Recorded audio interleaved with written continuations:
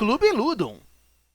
E aí galera, tudo certo? Aqui é o Felipe e hoje eu trago para vocês um vídeo especial, não é mesmo galera? Porque também é um vídeo, né, embora atrasado já, né? Mas é um vídeo para comemorar os 100, 200 e 300 inscritos aqui no canal do Clube Ludum. Sacaram? Galera, eu primeiramente agradeço imensamente todo mundo que se inscreveu no canal, né? Espero que estejam gostando dos vídeos que vou elaborando aqui, né? Vou fazendo análise, pegando umas gameplays aqui e acolá, fazendo uns vídeos especiais também. Tem o Papo Ludum também, que eu preciso fazer, né? Mais um episódio aí, que já deu um tempinho, né? Preciso fazer mais um episódio do Papo Ludum, né? O podcast aqui do Clube Ludum. O canal tá crescendo aos poucos, eu fico muito feliz, é muito divertido, muito gratificante, principalmente ler os comentários aí da galera. Então, uma forma de comemorar, né, essa quantidade de inscritos aqui, porque para alguns 300 inscritos pode ser nada, pra mim eu acho que é bastante gente, né? Você parou pra pensar que são 300 pessoas inscritas, né? Imagina se pegasse todas essas pessoas e colocasse numa sala. São 300 pessoas numa sala. É uma galera, hein? Moro, hein? Mas enfim, uma forma de comemorar isto, né? Embora de maneira atrasada, né? Os 100 e os 200, né? Mas enfim, né? Antes tarde do que nunca, né? Ou melhor dizendo, né? Antes tarde do que nukem, né? Quem entendeu aí a piada, mano? Este vídeo aqui é um vídeo especial, galera. Este vídeo aqui tem o propósito de explanar, discorrer, né? Sobre os 5 jogos mais importantes pra mim. Mas como assim, Felipe? 5 jogos mais importantes? O que isso quer dizer com importantes? Bom, eu esclareço para não haver dúvidas. Então, quando eu digo 5 jogos mais importantes, são aqueles jogos que contribuíram para que eu verdadeiramente gostasse, né, de jogar videogame. São aqueles jogos que me fizeram ter este hábito de jogar games, né? Jogos que foram importantes para que... acho que a gente pode dizer desse jeito. Jogos que foram importantes para que eu me tornasse um gamer, né? Enfim, uma pessoa que gosta de jogar videogame, basicamente, né? E, inclusive, são jogos que me fizeram, né, eventualmente criar o Clube Ludum aqui, né? Morou, né? Desses 5 jogos, eu acredito que apenas um não tem nenhum vídeo no canal aqui, seja gameplay, seja análise. Os outros 4 ali, né, que eu tenho aqui na minha listinha, eles têm algum vídeo, pelo menos, aqui no canal já, né? É só um realmente que eu ainda não fiz, mas eventualmente farei. Vocês podem ter certeza. Algum vídeo, uma análise, uma gameplayzinha, vocês podem ter certeza, sacaram? Mas enfim, né? Vamos falar então sobre estes jogos, né? Eu os elenquei numa lista em ordem alfabética, tá? Porque eu acho que é meio difícil. Já foi difícil fazer a lista. E daí querer dizer qual dentre os 5 foi o mais importante, aí pra mim, pelo menos, eu acho que é bem difícil. Então vamos para o primeiro jogo da lista, que é nada mais, nada menos do que Donkey Kong Country 2, Diddy's Kong Quest.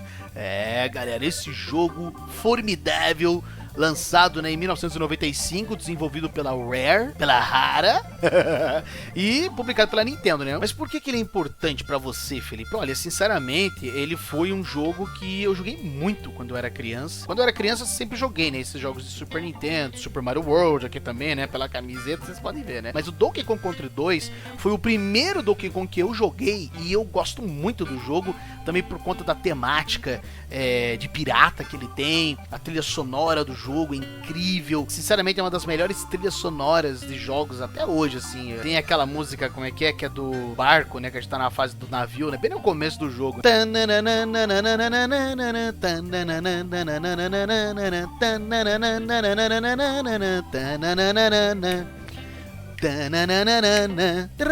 Cara, é sensacional, vai dizer. Não, sério mesmo, a trilha sonora do Donkey Kong Country 2 é incrível. Eu joguei muito com a minha irmã, né, com meu pai. Então é um jogo que fez parte da minha infância. Inclusive, quando eu tava elaborando essa lista, eu até fiquei na dúvida se em vez do Donkey Kong Country 2 eu colocaria o Super Mario World, porque também foi um outro jogo que eu fiquei...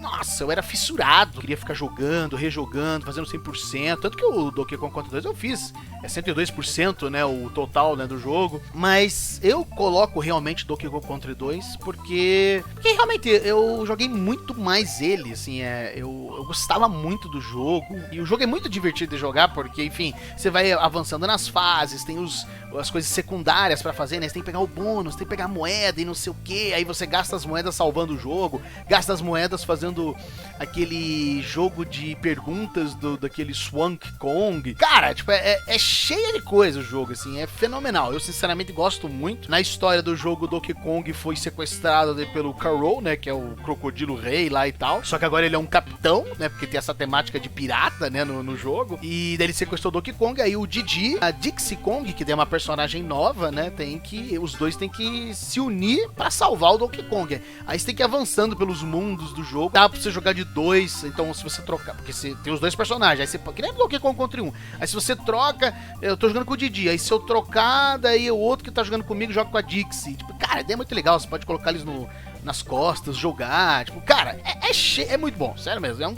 Sinceramente, acho que é um dos melhores jogos da história da indústria dos jogos. E essa coisa de querer fazer o 100%, descobrir mais, saber mais, que eu tenho até hoje essa vontade, né? Claro que às vezes tem jogos que é meio um porre, né? Você fazer o 100%. Mas essa vontade de querer fazer tudo no jogo, descobrir tudo que tem nele, acredito que veio do Donkey Kong Country 2. Essa vontade de sempre querer fazer 100%, fazer tudo, descobrir tudo e tal. Os gráficos do jogo eu sempre achei muito bonitos e tal. Eram realistas, né? Pra época ali. Tem a fase lá do parque de diversões, tem os chefões, né, que são pra mim inesquecíveis, tem fase que é difícil, é tensa e tal, então, enfim, ali já fui treinando minha coordenação motora ali, né.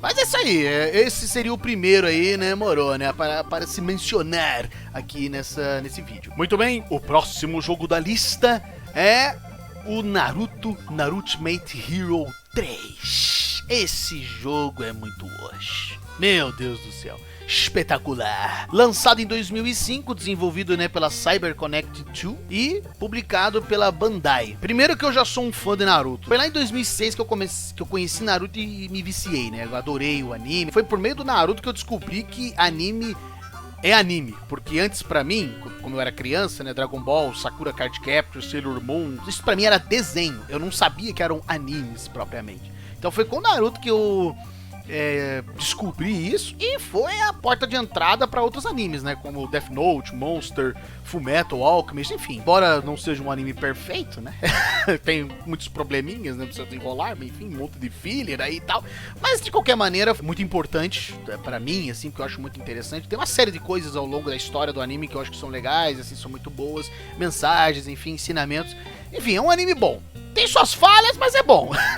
E por conta disso, como eu era muito, né, gostava muito do anime e tudo mais, tanto que eu terminei praticamente tudo em um ano, né, em 2006. Que já tinha também os episódios, né, tava naquela época lá das temporadas de filler, né, quem acompanhou isso aí lembra, né. Eu descobri, né, o Naruto Ultimate Hero 3. Eu já tinha jogado o Naruto Ultimate Ninja, mas o Hero 3, putz, é fenomenal, né. Por que ele é fenomenal? Porque ele é o mais completo, né, de todos, na época, né, desses jogos aí de luta do Naruto, ele era o mais completo, porque ele tinha todos os personagens desde o começo do anime até o final, né. Então tinha o Zabuza, o Haku, o Itachi, o Kisame, o Quarteto do Som, o Kimimaro, o Orochimaru. Putz, tem um monte de personagens esse jogo.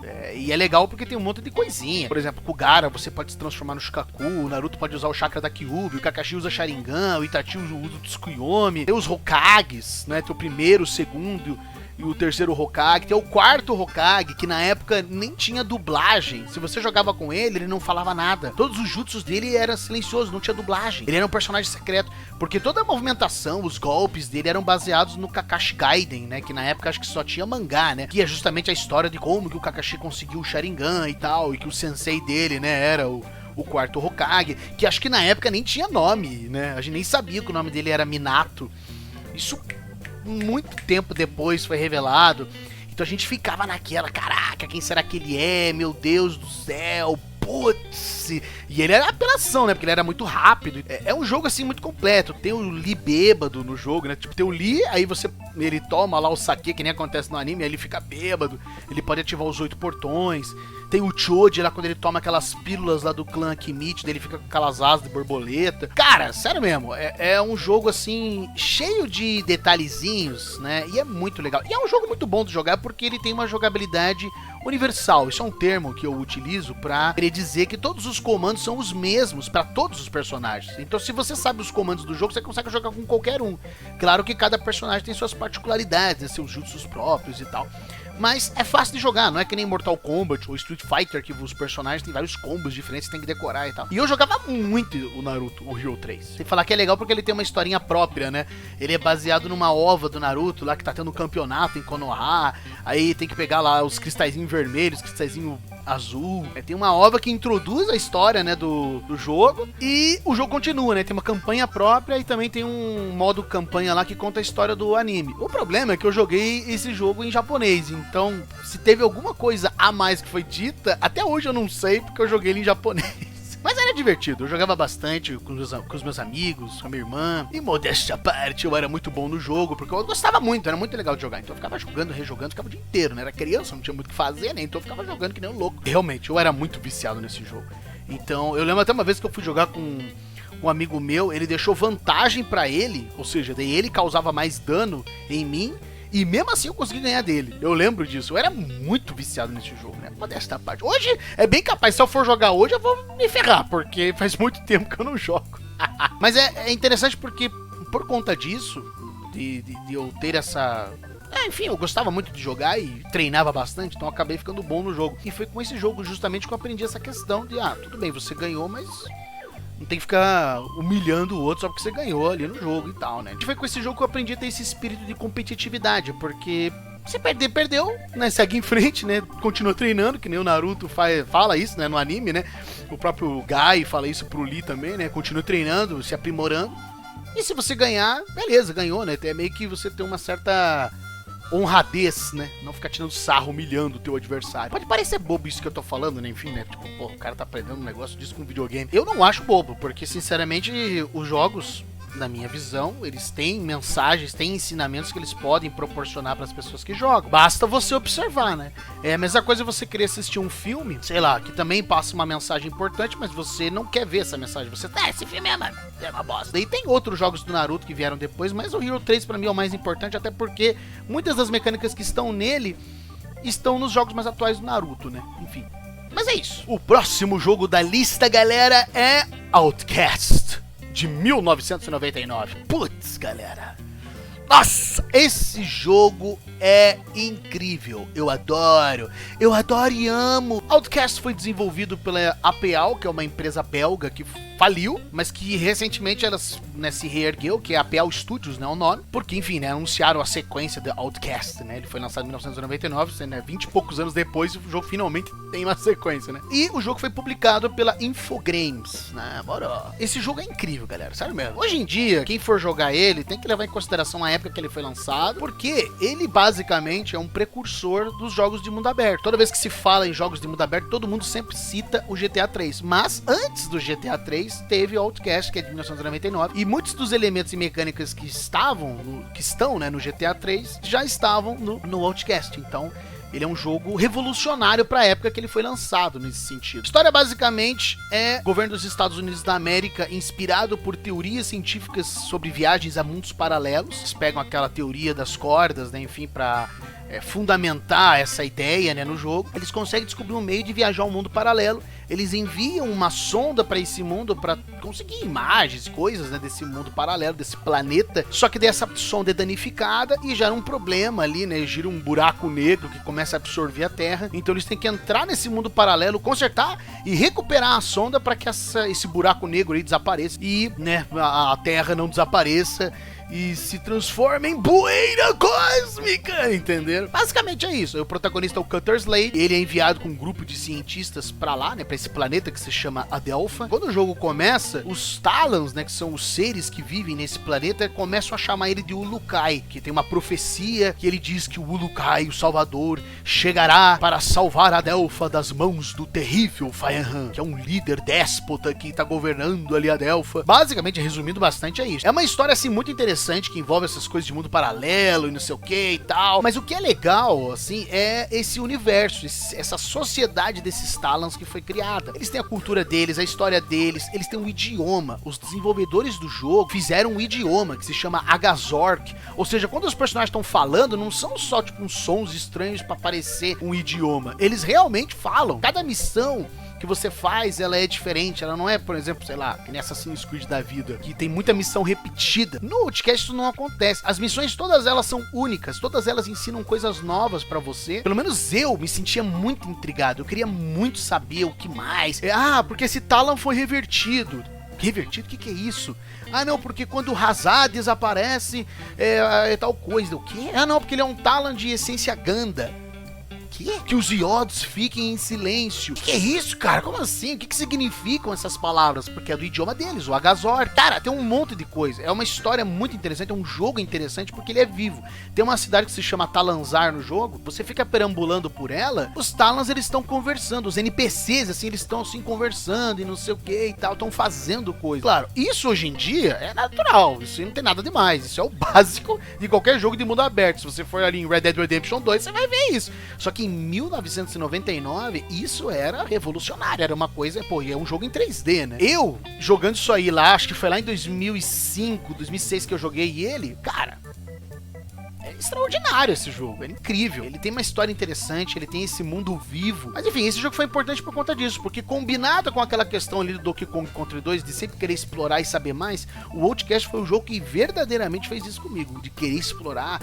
Eu joguei tantas vezes esse jogo, fazia todas as missões, queria saber tudo, queria ir pra todos os lugares, descobrir mais. Sinceramente, é um dos melhores jogos que eu já joguei na minha vida. Além dessas questões de mundo aberto, ele também possibilita você fazer as missões na ordem que você quiser, ele não é linear. E isso é antes do Fallout 3. Você pode pegar Swanham, montar nele e sair andando pelo mapa. Isso antes do Halo. Tinha essas mecânicas de mundo aberto, elementos que outros jogos adotaram anos depois, e essas coisas de mundo aberto antes do GTA 3. Então, por isso que eu tô falando pra vocês, o jogo é incrível, o jogo é muito bom. Então, não tem como ele não estar nessa lista aqui pra mim de jogos mais importantes, porque realmente foi revolucionário pra mim, eu adorei ter jogado ele, volta e meia eu rejogo ele. Esse jogo possibilita isso, você ficar indo atrás das coisas, querer descobrir, tem muitos diálogos, tem muita coisa, e o lado bom, né, o jogo tinha tradução em português. Acho que foi o primeiro jogo na minha vida que eu joguei com tradução em português. Muito bem, galera, agora o próximo jogo aqui da lista é Resident Evil 3, de 1999, né, o original.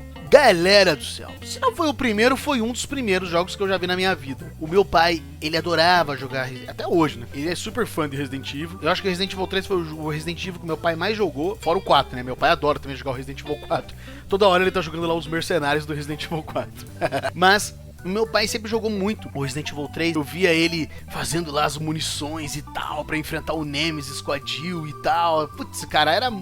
E resolvendo os quebra-cabeças. E até hoje eu acho que o Resident Evil 3 realmente tem os quebra-cabeças mais complicados de todos os jogos, né? E tentando lá solucionar os quebra-cabeças na Clock Tower, lá aquele da música, e depois aquele da água lá na Dead Factory, não sei o que. Cara, é incrível. E também, querendo ou não, foi ele que me introduziu pra esse mundo dos jogos, né? Porque foi graças ao meu pai. Porque ele sempre gostou de jogar videogame. Então ele jogava muito Resident Evil 3. Eu via ele jogando e eu me interessava. Embora eu tivesse muito medo, mas eu me interessava, né? Eu gostava muito, queria saber mais. Queria saber por que esse monstro tá atrás da Jill, né? E tal. E por que tá desse jeito? Por que essa cidade tá cheia de zumbi?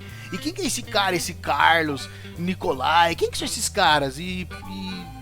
Como assim? Tá, é o 3, mas e o 2 e o 1? E o que acontece? E além dessa importância do meu pai ter me introduzido no mundo dos jogos com o Resident Evil 3, a saga Resident Evil é uma das sagas que eu mais gosto até hoje, sinceramente. É uma das sagas que eu sempre acompanho. Quero saber os jogos que vão ser lançados e tal, que nem saiu o Resident Evil 8 Village, né, que é o mais recente. Eu adorei esse jogo também. É uma saga que eu gosto muito, eu tenho um carinho especial por ela, que fez parte da minha infância, né, o Resident Evil 3 e a saga Resident Evil como um todo. E o 3 tinha essa coisa, né, esse terror, né, macabro, esses monstros horríveis. Aí você meio que tem que superar o teu medo pra seguir em frente, saber mais o que vai acontecer, resolver quebra-cabeça, descobrir mais, lendo os documentos e não sei o que. Então isso era uma coisa que eu gostava muito. Sempre, até hoje eu gosto disso no Resident Evil. Porque as histórias dos jogos sempre são muito misteriosas, né? Tem muita coisa que não é dita. Tem coisa que só é revelada, sei lá, muitos jogos depois. E o que é mais engraçado, né? Porque o primeiro Resident Evil foi lançado dia 22 de março de 1996. E dia 22 de março é o mesmo dia que o meu pai faz aniversário. Então, assim,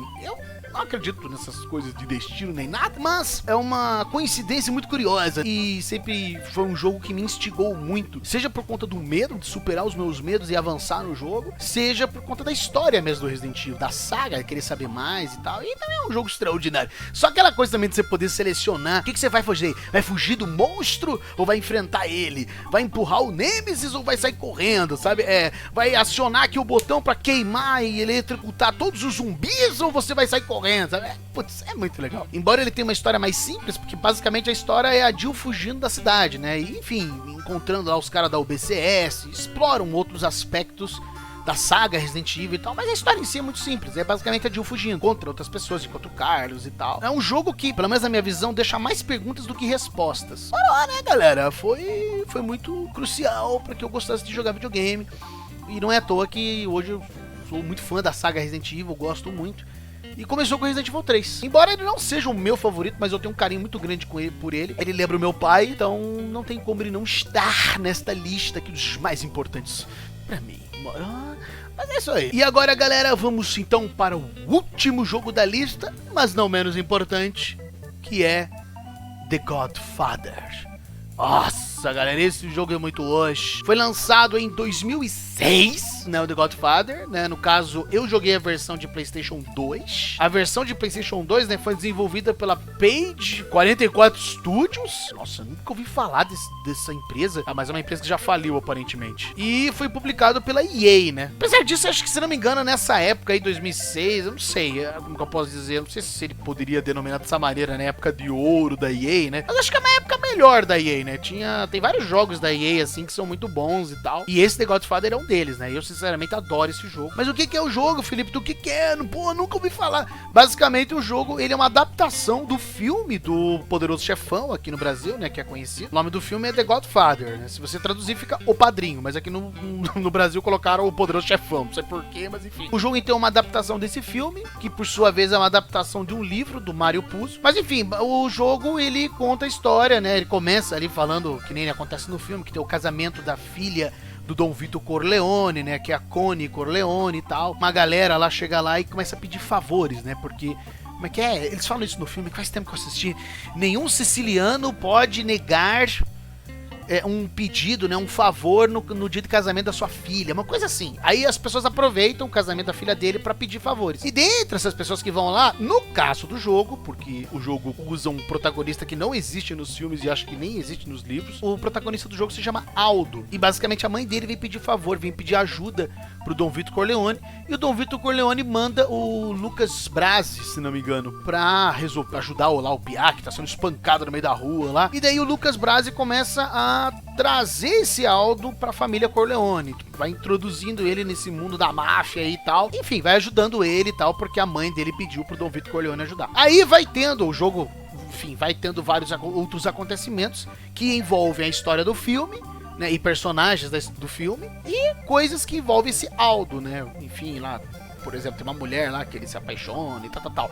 Então, assim, o jogo é uma mistura, é uma mescla de acontecimentos e eventos e personagens do filme e coisas originais, coisas próprias, né? Que daí forma essa história, assim, que é bem legal, é divertido, assim, não é... Eu mais me interessei pela história do jogo porque conta a história do filme e tal, dessas coisas de máfia. Foi uma época que eu comecei a me interessar por esse tipo de coisa. Tanto que depois que eu joguei esse jogo e eu fui assistir o filme, eu sinceramente acho que o jogo faz uma boa adaptação do filme. São praticamente as mesmas coisas. Agora eu não lembro exatamente se tem muita diferença de uma coisa pra outra. De maneira geral, o jogo segue bem essa é a história do filme. Então quando eu assisti o filme, eu ficava muito empolgado, porque eu vi as coisas no filme e falei, caraca, isso aí tem no jogo, é igualzinho, não sei o que. Isso aqui também, putz, é o mesmo diálogo, não sei o que e tal. Nossa, muito hoje, moro. Só que, obviamente, o filme tem uma outra pegada, né? Por quê? Porque o filme, enfim, pra quem já assistiu, tem muita conversa, né? É um filme um pouco maçante, né? Por assim dizer, ele é meio lento. Enquanto que o jogo, ele é uma ação desenfreada, porque ele é um jogo de mundo aberto,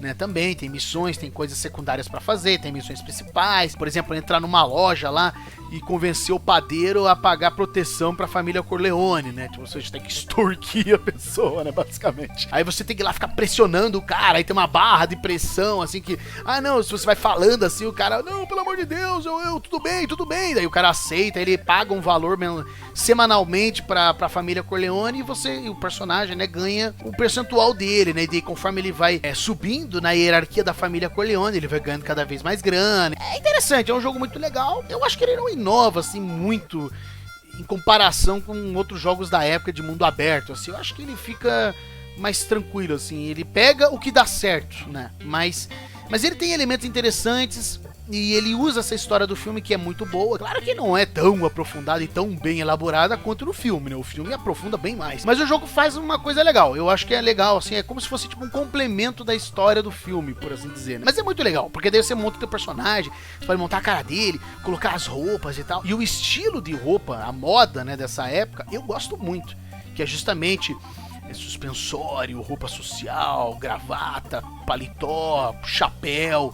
Tanto que isso daí foi um estilo que eu adotei pra mim, porque eu gosto muito, eu acho muito elegante, eu acho muito bonito. Quando eu vi o filme do Poderoso Chefão, eu joguei esse jogo, pô, eu adorava, eu achava muito legal. Eu achava um estilo, assim, muito, muito elegante, esse estilo aí dos anos 30, 40, 50. Então eu adorei, né? Foi um deleite pra mim. E o jogo é muito divertido, porque tem essa mecânica de você... Tem vários comandos diferentes, assim, por exemplo, você vai lá começar a pressionar o cara, daí você começa a quebrar a loja do cara, pra ele pagar, né, proteção pra família Corleone. Aí você pode dar um murro na cara do homem, começar a enforcar ele. Cara, é cheio de coisa. Tem execuções também, você tá lá, porque daí tem outras famílias mafiosas que você tem que brigar por território. É Nova York, né, então eles estão brigando por território. Aí tem outras famílias mafiosas, que são as mesmas famílias que estão lá no filme também, na história. Que são os Barzini, os Cuneo, os Tattaglia e os Strati. E os Corleone, que formam as 5 famílias. Mas é um jogo maravilhoso, é um jogo muito bom, um jogo muito divertido, muito legal mesmo. Tem bastante coisinha pra ficar fazendo no jogo.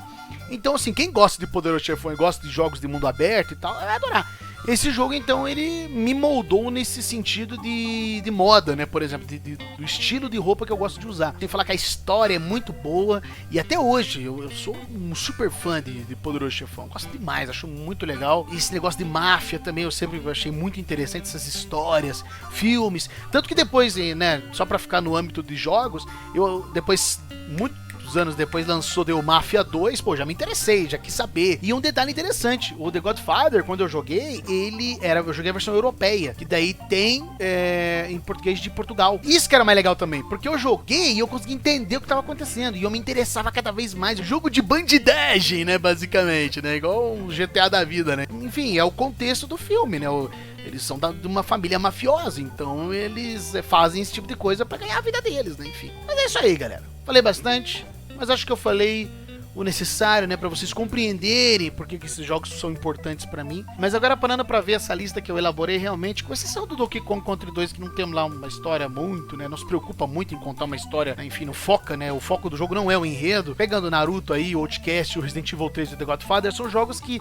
eles têm um enredo muito rico, né, com bastante coisa pra você descobrir, com bastante coisa pra você ficar sabendo e indo atrás e tal, principalmente o Outcast e o Resident Evil 3, né. Então isso tem um ponto que eu sempre gostei muito de jogos. Eu gosto de jogos que tem uma história interessante, com mensagens, ensinamentos, coisas a mais pra descobrir, mistérios. Às vezes tem que ficar criando teorias do jogo. Esse tipo de coisa eu sempre gostei muito. E acho que o Outcast e o Resident Evil 3 são os que mais dão essa possibilidade de você ficar pensando e tal. E realmente esses jogos são os 5 mais importantes pra mim, galera, por conta desses pontos que eu já esclareci. Sem falar que os jogos em si são muito bons também, eu me diverti imensamente jogando eles, e todos eles eu sempre tive essa vontade de fazer o 100%, coisa que, né, parando pra pensar, acredito que nasceu em mim, né, surgiu isso na minha cabeça com o Donkey Kong Country 2, de querer sempre fazer tudo, pegar tudo, descobrir tudo, final secreto, não sei o que, porque o Donkey Kong tem isso, final secreto, mundo secreto e não sei o que, e diálogo aqui, não sei o que. Mas é isso aí, se vocês assistiram até aqui, eu agradeço imensamente. Por favor, aí comente quais são os 5 jogos mais importantes pra você